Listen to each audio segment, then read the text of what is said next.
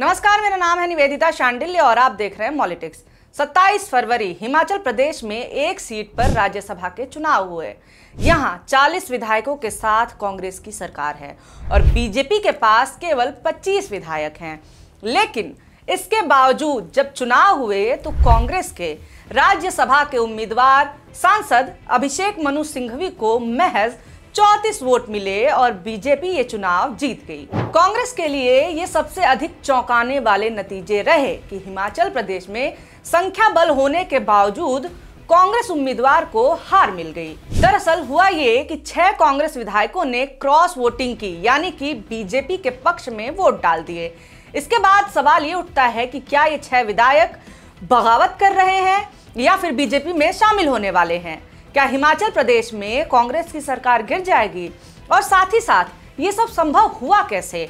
जहां कांग्रेस की जीत पक्की मानी जा रही थी, वहां बीजेपी आगे कैसे निकल गई? चलिए जानते हैं इस वीडियो में। देखिए, पूरे मामले को समझने से पहले हम ये समझ लेते हैं कि कैसे होते हैं राज्यसभा के लिए सांसदों का चुनाव। राज्यसभा में किस राज्य से कितने सांसद होंगे, ये उस राज्य की जनसंख्या के हिसाब से तय किया जाता है। राज्यसभा के सदस्य का चुनाव राज्य विधानसभा के चुने हुए विधायक करते हैं। हर राज्य के प्रतिनिधियों की संख्या ज्यादातर उसकी जनसंख्या पर निर्भर करती है। इस प्रकार उत्तर प्रदेश की राज्यसभा में 31 यानी 31 सदस्य हैं, जबकि अरुणाचल प्रदेश, गोवा, नागालैंड, मेघालय, मिजोरम, सिक्किम, त्रिपुरा जैसे छोटे राज्यों में केवल एक सदस्य हैं। राज्यसभा के एक उम्मीदवार को चुने जाने के लिए न्यूनतम मान्य वोट चाहिए होते हैं। इसे समझने के लिए उत्तर प्रदेश का उदाहरण देख लेते हैं। यहाँ विधायकों की कुल संख्या 403 है। अब प्रत्येक सदस्य को राज्यसभा पहुंचने के लिए कितने विधायकों का समर्थन प्राप्त होना चाहिए, ये तय करने के लिए कुल विधायकों की संख्या को जितने सदस्य चुने जाते हैं उसमें एक जोड़कर विभाजित किया जाता है। इस बार यहां से 10 राज्यसभा सदस्यों का चयन होना है। इसमें एक जोड़ने से यह संख्या 11 होती है। अब कुल सदस्य हैं 403, तो उसे 11 से विभाजित करने पर 36.63 आता है। इसमें फिर एक जोड़ने पर यह संख्या 37.63 हो जाती है। यानी उत्तर प्रदेश से राज्यसभा का सांसद बनने के लिए उम्मीदवार को 37 प्राथमिक वोटों की जरूरत होगी। इसके अलावा वोट देने वाले प्रत्येक विधायक को यह भी बताना होगा कि उसकी पहली पसंद और दूसरी पसंद का उम्मीदवार कौन है। चलिए, ये तो हो गया कि राज्यसभा के सांसदों का चुनाव कैसे होता है। अब हम अपने टॉपिक पर वापस आते हैं। 27 फरवरी को 15 राज्यों में राज्यसभा की 56 सीटों के लिए चुनाव हो रहे थे। इनमें से 41 सीटों पर निर्विरोध सांसद चुन लिए गए थे। बची हुई हिमाचल प्रदेश, कर्नाटक और उत्तर प्रदेश की 15 राज्यसभा सीटों पर चुनाव को कांग्रेस और इंडिया गठबंधन के लिए टेस्ट के रूप में देखा जा रहा था। हिमाचल प्रदेश में कांग्रेस की सरकार है। कांग्रेस के पास 40 विधायक हैं, बीजेपी के पास 25 विधायक हैं और 3 विधायक निर्दलीय हैं, यानी कि कुल 68 विधायक हैं। कांग्रेस की तरफ से उम्मीदवार अभिषेक मनु सिंघवी थे और भाजपा की तरफ से उम्मीदवार थे हर्ष महाजन। हर्ष महाजन 2022 में ही कांग्रेस छोड़कर बीजेपी में शामिल हुए थे। मंगलवार सुबह जब राज्यसभा चुनाव के लिए वोटिंग शुरू नहीं हुई थी, तब सीएम सुखविंदर सिंह सुक्खू मीडिया के सामने आकर बोले थे कि अगर कोई बिका नहीं तो 40 के 40 विधायक हमारे साथ हैं और जीत हमारी ही होगी। हिमाचल प्रदेश में जब एक सीट पर वोटिंग हुई तो कांग्रेस के 40 विधायकों में से 34 ने ही सिंघवी के पक्ष में वोट डाले।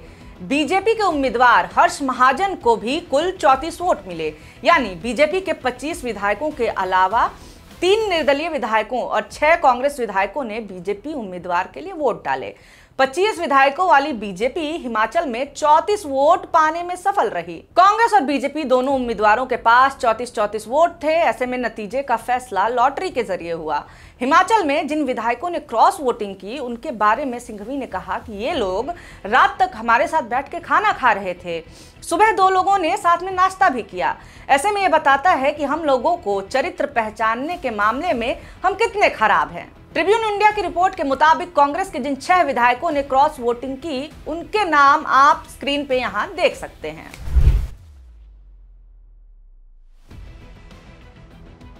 सीएम सुक्खू ने राज्यसभा में हुई वोटिंग के बाद कहा कि जब किसी ने अपना ईमान ही बेच दिया है तो उस पर कहना ही क्या।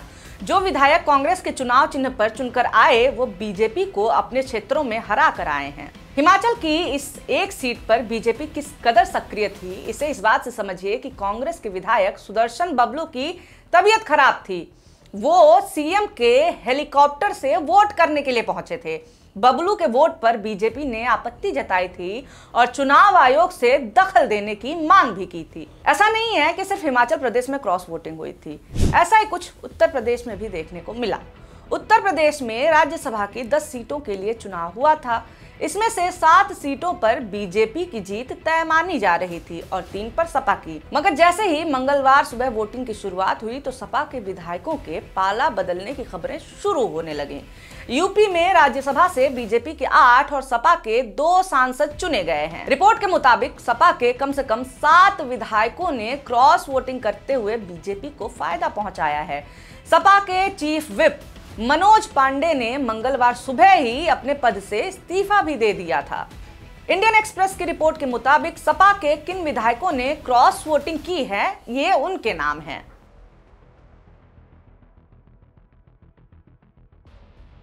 सपा की ओर से जो 2 उम्मीदवार संसद पहुंचेंगे उनमें जया बच्चन और दलित नेता रामजी लाल सुमन हैं। जिस तीसरी सीट पर सपा को हार मिली है उसमें रिटायर्ड आईएएस अधिकारी आलोक रंजन शामिल हैं। इन राज्यों की सीटों पर सांसद भले ही चुन लिए गए हैं, लेकिन हिमाचल प्रदेश से अभिषेक मनु सिंघवी की हार के बाद हिमाचल प्रदेश में कांग्रेस सरकार पर सरकार गिरने का भी खतरा मंडरा रहा है।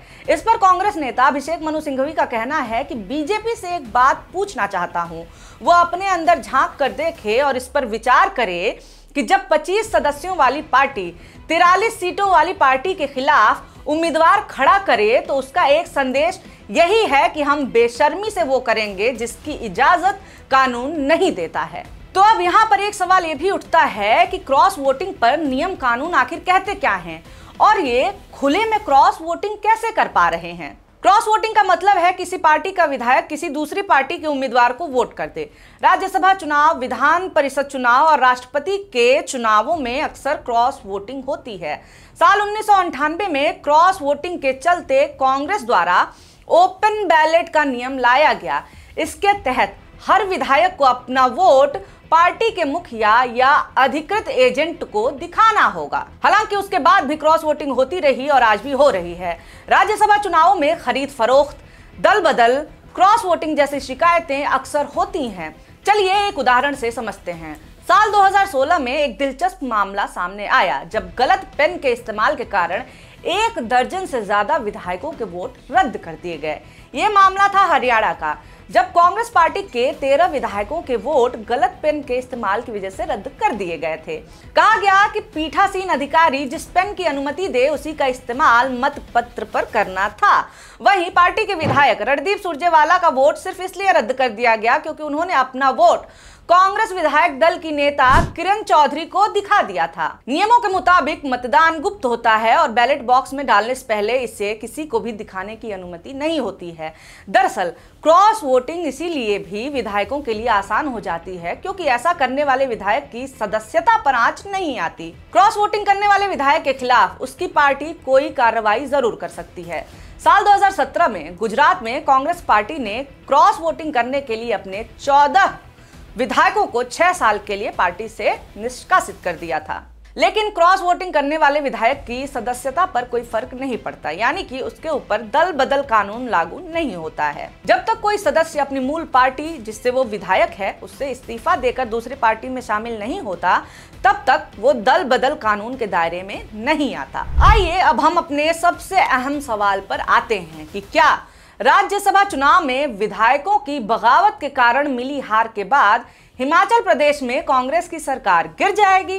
हिमाचल प्रदेश विधानसभा में 68 विधायक हैं। इन सभी ने राज्यसभा चुनाव के लिए वोट किया है। कांग्रेस के 40 विधायक हैं, वहीं बीजेपी के 25 हैं।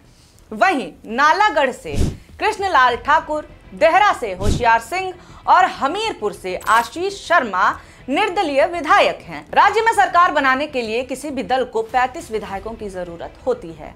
राज्यसभा की वोटिंग के हिसाब से देखा जाए तो अभी कांग्रेस और बीजेपी दोनों की तरफ 34-34 विधायक हैं। राज्यसभा चुनाव की तरह ही अगर कांग्रेस के ये 6 विधायक आगे भी बागी रुख अपनाते हैं तो सुक्खू की सरकार संकट में आ सकती है। हिमाचल प्रदेश में सुक्खू सरकार पर मंडरा रहे खतरे के बीच में बीजेपी भी एक्टिव हो गई है। बीजेपी के प्रदेश अध्यक्ष राजीव बिंदल ने राज्यसभा चुनाव के नतीजे आने के बाद कहा कि ये सरकार बहुमत खो चुकी है। सीएम सुखविंदर सिंह सुक्खू को नैतिकता के आधार पर इस्तीफा दे देना चाहिए। बीजेपी नेता इस बारे में गवर्नर से मुलाकात करेंगे। नाराज कांग्रेस विधायकों को भी बीजेपी इस समय तोड़ने में जुटी है। बीजेपी उन कांग्रेस विधायकों को भी टारगेट पे रखे हुए है जो लंबे वक्त से अपनी ही सरकार से नाराज चल रहे हैं। यहाँ पार्टी के कुछ विधायक टूटे तो फिर कांग्रेस की सरकार भी गिर सकती है। यही वजह है कि विधायकों के बगावत से कांग्रेस के पास अब सरकार बचाने की चुनौती सामने खड़ी हो गई है। हिमाचल प्रदेश के सीएम सुखविंदर सिंह सुक्खू ने कहा है कि जिस तरह जयराम ठाकुर काउंटिंग ऑफिसर को धमका रहे हैं, ये लोकतंत्र के लिए अच्छा संदेश नहीं है। सुक्खू ने कहा कि सीआरपीएफ और हरियाणा पुलिस हिमाचल के विधायकों को लेकर गई है। उनके परिवार के लोग संपर्क कर रहे हैं। उन्होंने बीजेपी पर गुंडागर्दी करने के आरोप लगाए। उन्होंने दावा किया कि कांग्रेस के पास पूरा बहुमत है। जिस तरह का गंदा खेल बीजेपी खेल रही है, हिमाचल की संस्कृति इस चीज को पसंद नहीं करती है। हिमाचल में चल रही उठक पटक पे ये वीडियो आपको कैसा लगा? आगे भी आपको ऐसे ही इंटरेस्टिंग टॉपिक पे स्टोरीज, कहानियां, वीडियोस देखने को मिले तो हमारे चैनल को इसके लिए सब्सक्राइब जरूर कर दें। और हाँ, वीडियो अच्छा लगा हो तो लाइक करें, शेयर कर दें, अपनी राय कमेंट सेक्शन में हमें जरूर बताएं। ये वीडियो देखने के लिए बहुत शुक्रिया, बहुत धन्यवाद।